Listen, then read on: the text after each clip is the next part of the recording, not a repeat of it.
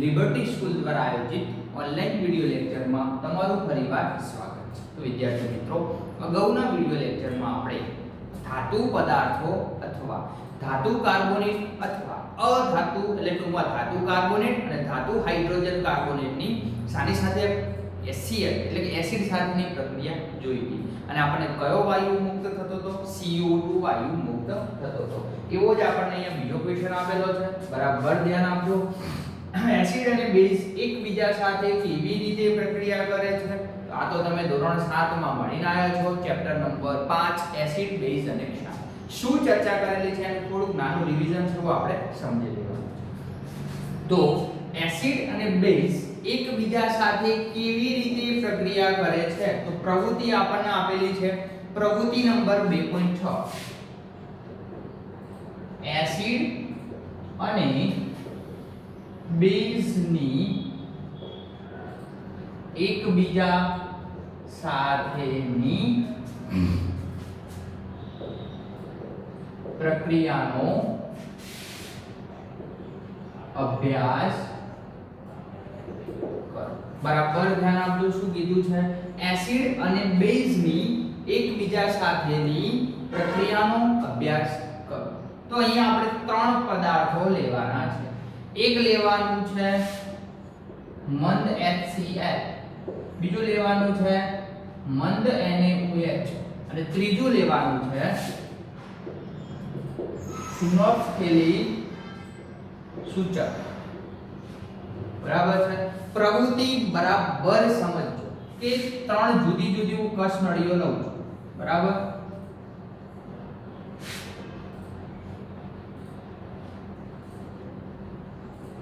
આ ત્રણ કસનળીઓને કસનળી સ્ટેન્ડમાં મૂકી દઉં છું, બરાબર છે? તો ત્રણ કસનળી છે, 1 2 અને 3, ક્લિયર છે? ચલો હજુ થોડુંક નામ દોરીને સમજાવવાનો ટ્રાય કરું છું, બરાબર સમજો।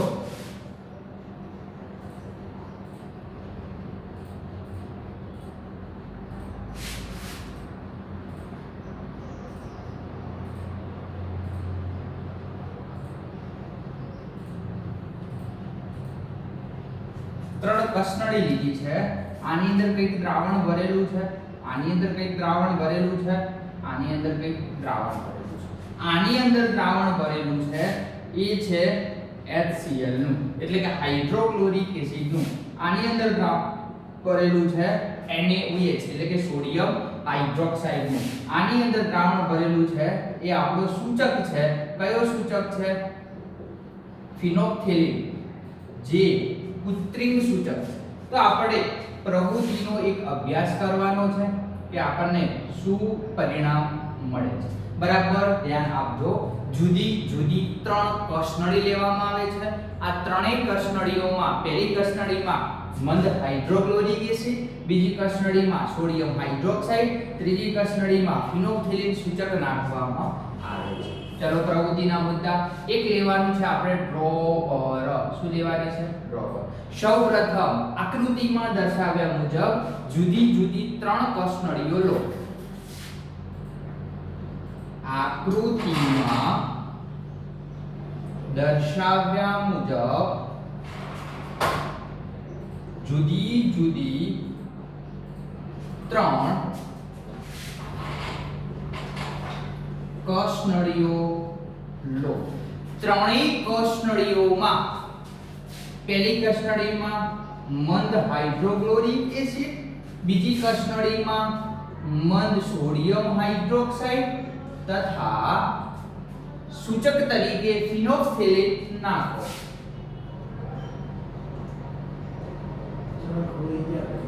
ફિનોલ્ફથેલિન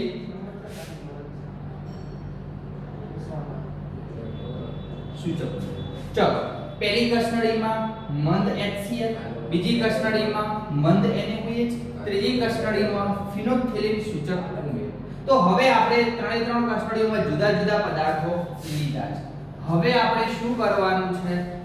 આકૃતિ દ્વારા સ્પષ્ટ કરું છું, બુકમાં આકૃતિ નથી, બરાબર ક્લિયર કરજો કે આ કસનળીમાં પહેલા હું એડ કરીશ મંદ NaOH। તો તમારું જે આ મંદ NaOH નું દ્રાવણ છે એ તમારી કસનળીમાંથી થોડુંક આ કસનળીમાં લો, એટલે આપણે અડધે સુધી લઈ લઈશું, અડધાથી એકદમ અડધું। પછી બીજી કસનળી હતી સૂચકની, એ સૂચક કયો હતો? ફિનોક્થેલિન. એ ફિનોક્થેલિનના 2 થી 3 ટીપા આની અંદર એડ કરો. શું એડ કરો? ફિનોક્થેલિન. તો આપણને શું જોવા મળશે? સૌપ્રથમ આ તમારું હાઇડ્રોક્લોરિક એસિડ દ્રાવણ છે, એ પણ રંગવિહીન છે, એટલે કે રંગ વગરનું છે. મંદ NaOH નું દ્રાવણ છે, એ પણ રંગ વગરનું છે. સૂચક છે, એ પણ રંગ વગરનો છે. પણ જ્યારે મંદ NaOH માં તમે ફિનોક્થેલિન સૂચક નાખો છો તો તમને અહીંયા દ્રાવણ જોવા મળશે ગુલાબી રંગનું. કેવા રંગનું? ગુલાબી રંગનું. તો પરીક્ષા માટે પોસ્ટ આઈએમપી ક્વેશ્ચન કે મંદ NaOH એ ફિનોક્થેલિનના દ્રાવણ સાથે કેવો રંગ આપે છે? ગુલાબી રંગ. તો આપણે મુદ્દા લખીએ છીએ, બરાબર છે? ધ્યાન આપજો.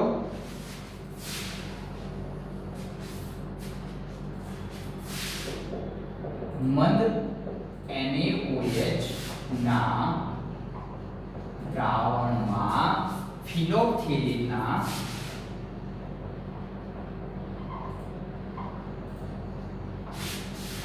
ના 2 થી 3 ટીપા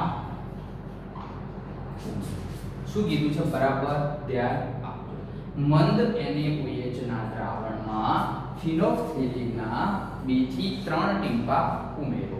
તો આપણે આ NaOH ના દ્રાવણમાં આ સૂચકના 2 થી 3 ટીપા આની અંદર ઉમેરવાના છે. એટલે NaOH નું દ્રાવણ NaOH વત્તા ફિનોક્થેલિન વાળું દ્રાવણ કયા રંગનું બનશે? ગુલાબી રંગનું. કયા રંગનું બનશે? ગુલાબી રંગનું. યાદ રાખો. પણ આ દ્રાવણની અંદર આપણે એસિડ એડ કરવાનું છે. ક્લિયર છે? તો અહીંયા આપણે NaOH નું દ્રાવણ હશે, ફિનોક્થેલિન નાખેલો છે, અને એની અંદર જો ત્રીજો પદાર્થ હું થોડો ઘણો HCl નાખીશ તો આછો ગુલાબી કલર જતો રહેશે, પાછો આપણને કલર વગરનું દ્રાવણ બની જશે. જો ઉપરોક્ત દ્રાવણમાં એસિડ એટલે કે કયો એસિડ? HCl ઉમેરવામાં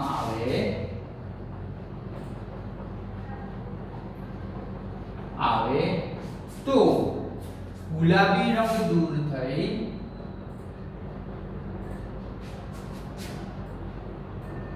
આપણને શું મળે છે? તો કે રંગવિહીન દ્રાવણ મળે. બરાબર ધ્યાન આપજો કે જો ઉપરોક્ત દ્રાવણમાં એસિડ ઉમેરવામાં આવે, હાઇડ્રોક્લોરિક એસિડ ઉમેરવામાં આવે તો ગુલાબી રંગ દૂર થઈ જશે અને રંગવિહીન દ્રાવણ મળે છે. તો બરાબર ધ્યાન આપજો. હું અહીંયા થોડું ભીન સ્વરૂપે લખું છું, ક્લિયર કરી દેજો કે જો બેઝ હશે એ ફિનોક્થેલિન સૂચક સાથે ગુલાબી રંગ આપે છે, પણ એસિડ હશે એ ફિનોક્થેલિન સૂચક સાથે કેવો કલર આપે છે? ગુલાબી કલર આપતું નથી. તો દ્રાવણ કેવું રહે છે? રંગવિહીન જ રહે છે. ક્લિયર કરી દેજો. બેઝ હશે ફિનોક્થેલિન સૂચક સાથે ગુલાબી રંગ આપે છે, પણ એસિડ છે ફિનોક્થેલિન દ્રાવણ સાથે રંગવિહીન કલર આપે છે, ગુલાબી કલર આપતો નથી. તો અહીંયા આપણને રંગ પરિવર્તન કેવું જોવા મળે છે? રંગવિહીન જોવા મળે છે. બરાબર ક્લિયર છે? તો આ પ્રવૃત્તિ પરથી આપણે થોડા 2-3 પ્રશ્નોના જવાબ આપી જઈએ છીએ. ધ્યાન આપજો. પહેલો પ્રશ્ન આપણને એવો પૂછેલો છે કે ફિનોક્થેલિન સૂચક એ NaOH સાથે કેવો રંગ આપે છે? મંદ NaOH એ ફિનોક્થેલિન સૂચક સાથે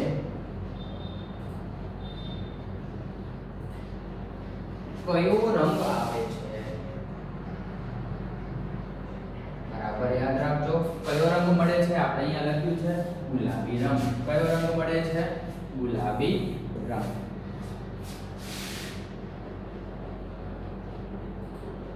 બીજો ક્વેશ્ચન આપણને એવો પૂછેલો છે કે મંદ NaOH વત્તા ફિનોક્થેલિન સૂચકવાળા દ્રાવણમાં જો મંદ એસિડ ઉમેરવામાં આવે તો શું થાય? બરાબર, ક્વેશ્ચન ને સમજો કે મંદ NaOH વત્તા ફિનોક્સિલિનનું દ્રાવણ છે, એટલે ગુલાબી રંગવાળું દ્રાવણ છે, એમાં આપણે મંદ એસિડ ઉમેરીએ તો આપણને શું જોવા મળે છે? તો જવાબ શું આવશે કે ગુલાબી કલર ધીમે ધીમે દૂર થાય છે અને શું જોવા મળે છે? આછો ગુલાબી કલર દૂર થાય છે અને આપણને ધીમે ધીમે રંગવિહીન દ્રાવણ મળે છે. ચલો, ત્રીજો ક્વેશ્ચન આપણને શું પૂછેલો છે કે એસિડ અને બેઝની પ્રક્રિયા કરો તો આપણને એની પછી શું મળે છે? તો એસિડ વત્તા બેઝ સાથેની પ્રક્રિયા કેવા પ્રકારની પ્રક્રિયા છે? તેનો જવાબ શું આવશે? તટસ્થીકરણ. કઈ પ્રક્રિયા છે? તટસ્થીકરણની પ્રક્રિયા. કઈ પ્રક્રિયા છે? તટસ્થીકરણની. તો આ પ્રક્રિયા સમજાવું તો ચલો લખી સમજાઈ દઈએ કે હું એસિડ લઉં છું. શું લઉં છું? એસિડ. શાની સાથે પ્રક્રિયા કરું છું? એસિડની બેઝ સાથે. શાની સાથે? બેઝ. તો એસિડ અને બેઝ, આ તો ધોરણ તમે 9 માં ભણીને આવ્યા છો કે એસિડ અને બેઝ એકબીજા સાથે પ્રક્રિયા કરે છે. શું બનાવે છે? ક્ષાર વત્તા પાણી. શું બનાવે છે? ક્ષાર વત્તા પાણી. એક ઉદાહરણ દ્વારા સ્પષ્ટ કરીએ કે એસિડ તરીકે હું હાઇડ્રોક્લોરિક એસિડ લઉં છું, બેઝ તરીકે હું સોડિયમ હાઇડ્રોક્સાઇડ લઉં છું, એકબીજા સાથે પ્રક્રિયા કરાવું છું. તો શું થશે? એકનો ધન આયન બીજાના ઋણ આયન સાથે, બીજાનો ઋણ આયન એકના ધન આયન સાથે. તો આનો ધન આયન આના ઋણ આયન સાથે એટલે H અને OH શું બનાવી દેશે? પાણી. આનો ઋણ આયન આના ધન આયન સાથે શું બનાવે છે? NaCl. બરાબર, ધ્યાન આપજો. નામ શું હતું?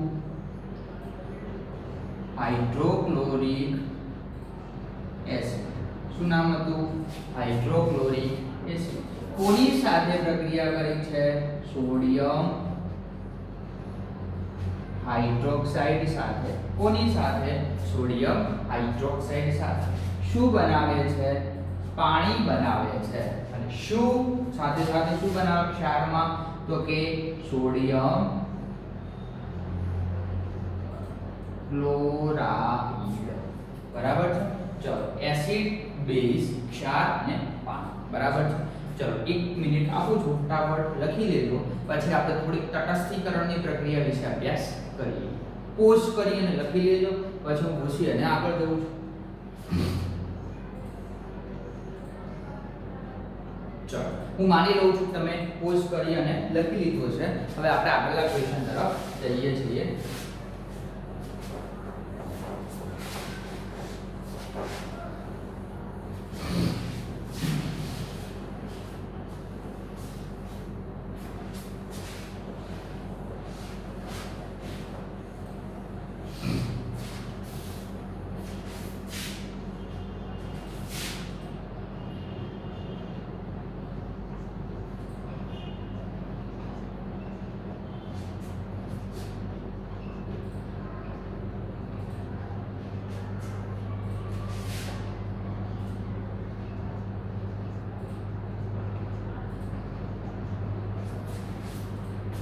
ધ્યાન આપજો.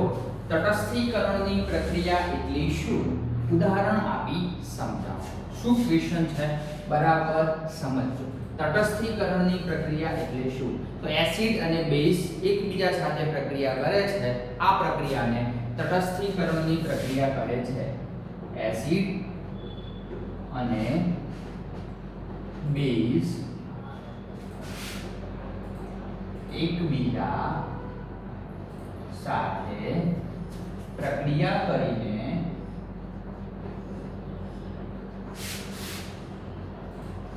ક્ષાર બનાવે છે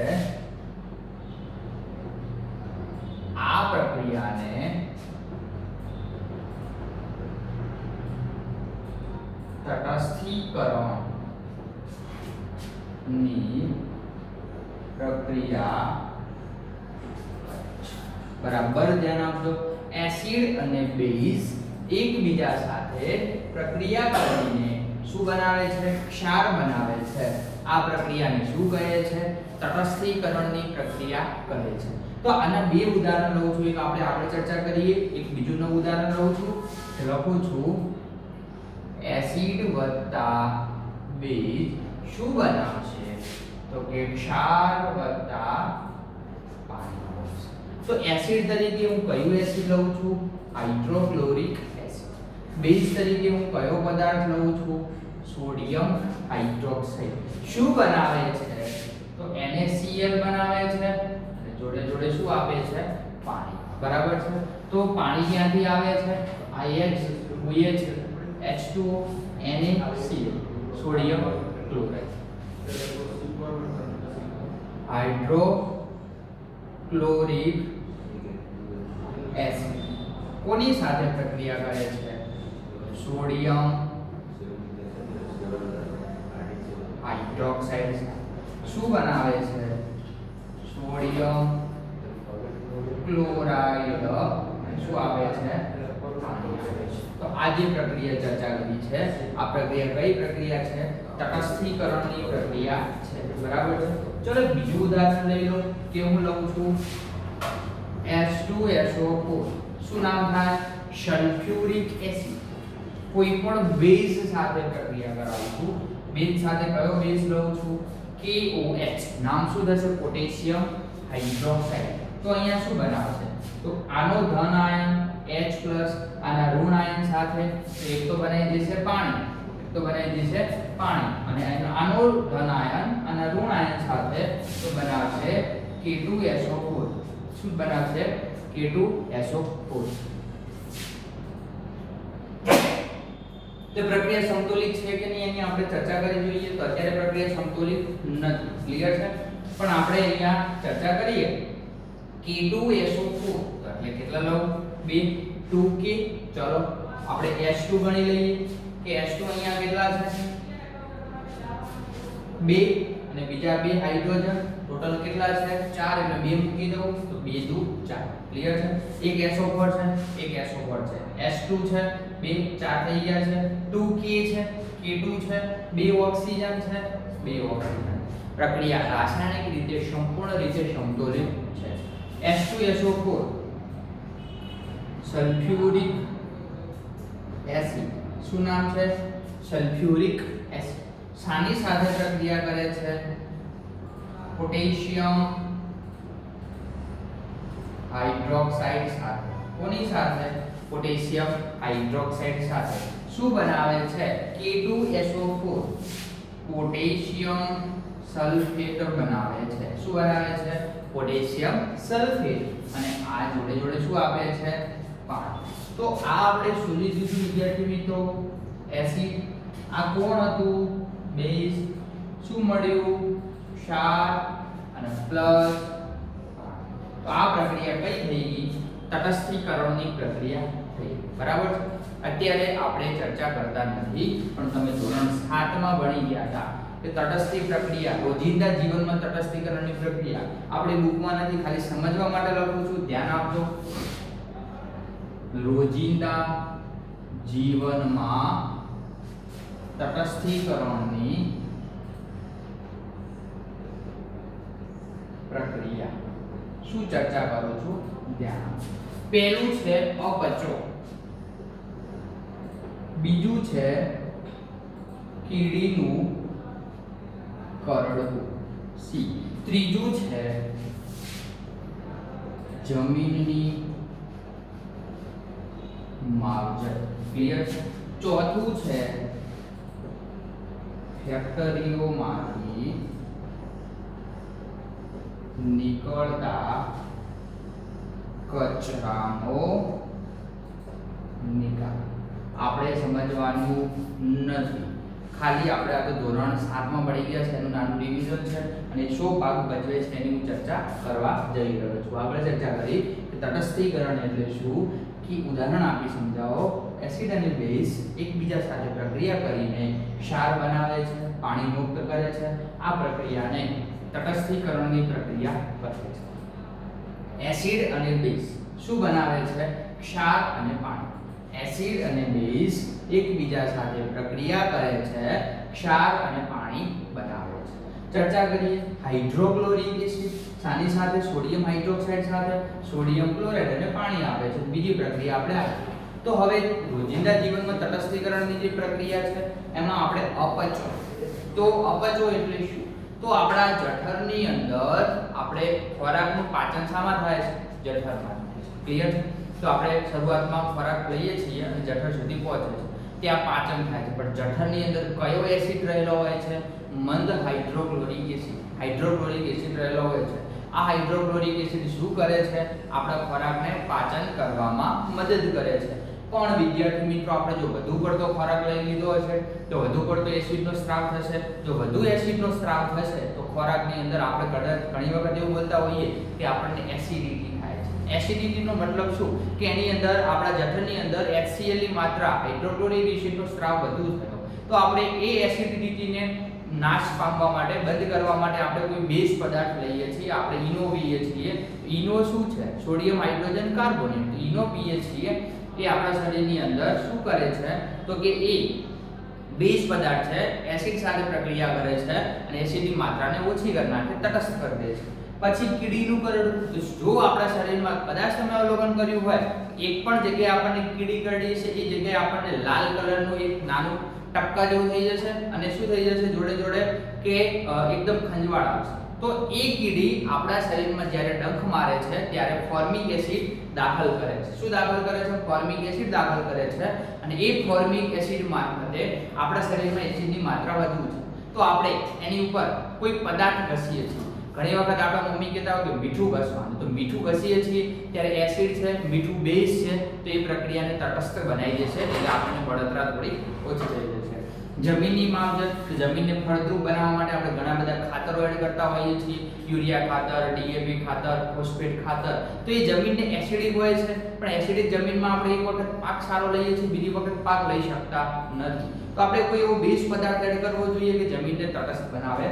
સાથે સાથે આપણે ફેક્ટરીઓમાંથી નીકળતા કચરાનો નિકાલ કરવા માટે એ કચરો એસિડિક હોય તો એની અંદર કોઈ બેઝ પદાર્થ એડ કરો તો આપણે એને રીયુઝ કરી શકાય. તો આપણે ચર્ચા કરી છે તટસ્થીકરણની પ્રક્રિયા જોઈએ. તો વિદ્યાર્થી મિત્રો, આપણે અહીંયા આજનો વિડિયો લેક્ચર અહીંયા પૂરું કરીએ છીએ. હવે નેક્સ્ટ વિડિયો લેક્ચરમાં બીજી પ્રવૃત્તિ, બીજી બહુ મસ્ત થિયરી સાથે મળશું. ક્લિયર છે? Thank you.